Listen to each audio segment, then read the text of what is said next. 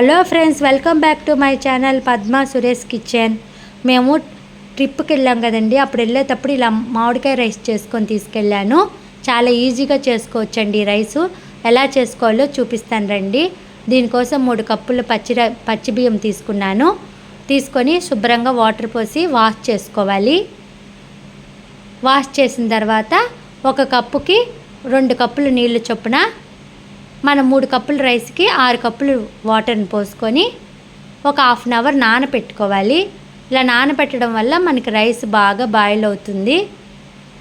నానబెట్టిన బియ్యంలో 1 spoon oil వేసుకొని మనం బాయిల్ చేసుకోవాలి. ఇలా కొంచెం బాయిల్ చేసుకున్న వాటర్ సగంగా వాటర్ వచ్చిన తర్వాత మనం మూత పెట్టుకొని ఒక 10 నిమిషాలు బాయిల్ చేసుకోవాలి సన్న మంట మీద. ఇప్పుడు రైస్ ఉడికిందో లేదో చూద్దాం రండి. ఇప్పుడు రైస్లో వచ్చి ఇంకొంచెం వాటర్ ఉంది. ఈ వాటర్ అంతా కొంచెం డ్రై అయ్యే వరకు ఒక 5 నిమిషాలు మూత పెట్టుకొని మగ్గనివ్వాలి. అంతేనండి, రైస్ రెడీ అయిపోతుంది. రైస్ చూడండి ఎంత పొడిగా సూపర్గా రెడీ అయిపోయింది మనకు.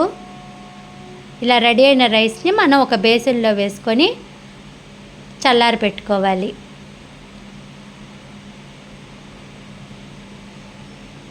కొంచెం చల్లారిన తర్వాత ఈ రైస్లో మనం 1 స్పూన్ ఆయిల్ వేసుకోవాలి. ఇలా ఆయిల్ వేసుకోవడం వల్ల మనకి పులిహోర పొడిగా వస్తుంది. మామిడికాయ పులిహోర అండి ఇది. దీంట్లో 1 స్పూన్ పసుపు, 2 స్పూన్లు సాల్ట్. నేను చూపించే స్పూన్తో కరెక్ట్గా వేసుకోండి, అన్నీ కరెక్ట్గా సరిపోతుంది. ఆల్రెడీ మనం సాల్ట్ వచ్చి మామిడికాయ పులిహోర పేస్ట్లో వేసి ఉంటాం, అందుకని మనం సాల్ట్ని చూసుకొని వేసుకోవాలి. ఈ స్పూన్తో 2 స్పూన్లు సాల్ట్ వేసాను. 1 స్పూను మిరియాల పొడి,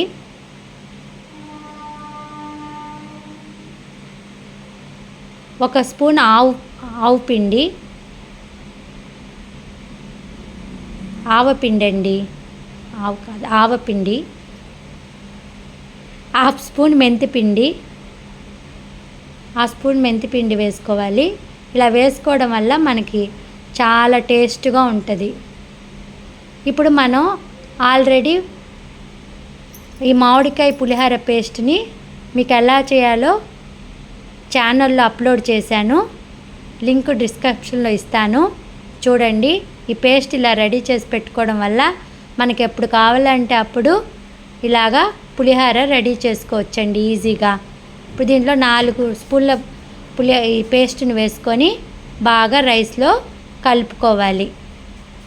మొత్తం ఇలా కలిపిన తర్వాత దీనికి తాలింపుని పెట్టుకోవాలి. ఒక 3 స్పూన్ల ఆయిల్ వేసుకొని, ఆయిల్ వేడెక్కిన తర్వాత 1 స్పూన్ ఆవాలు, జీలకర్ర, మినపప్పు, శనగపప్పు వేసుకొని,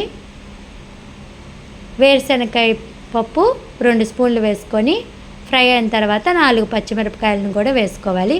ఆల్రెడీ మనం మామిడికాయ పేస్ట్లో ఎండుమిరపకాయలు, కరివేపాకు వేసి ఉంటాము,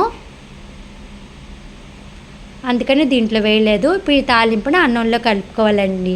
అంతేనండి, ఈజీగా మామిడికాయ రైసు రెడీ అయిపోయింది.